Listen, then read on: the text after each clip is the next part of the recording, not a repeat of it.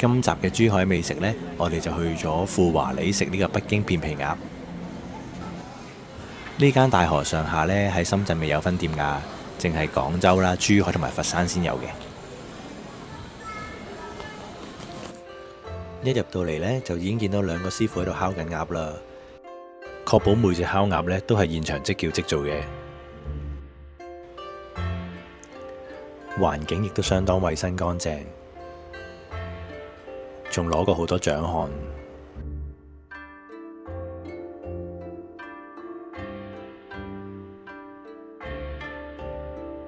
餐廳嘅裝修啦、環境同埋燈光呢，都俾到人一種好舒適同埋放鬆嘅感覺。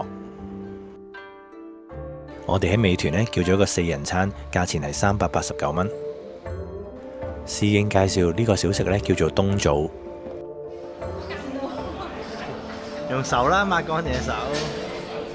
食落去呢，口感呢就似蘋果，味道呢就似雪梨，幾特別。豉汁冬瓜燒鴨架，哇，好香啊！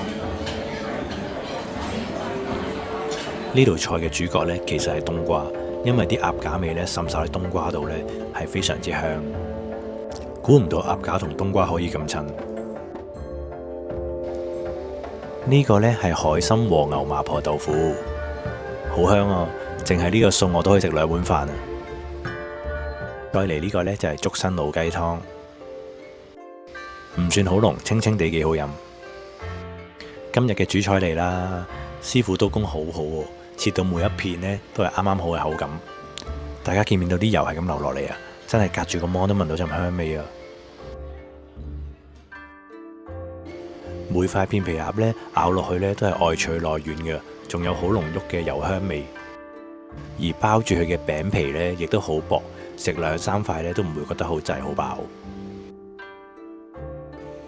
最後一道餸呢，就係呢個清湯蘿蔔苗啦，有少少菜青味啦，但係我接受到嘅。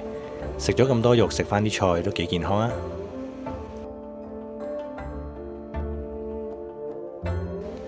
套餐呢，仲有2個老北京酸奶同埋一啲甜品糕點。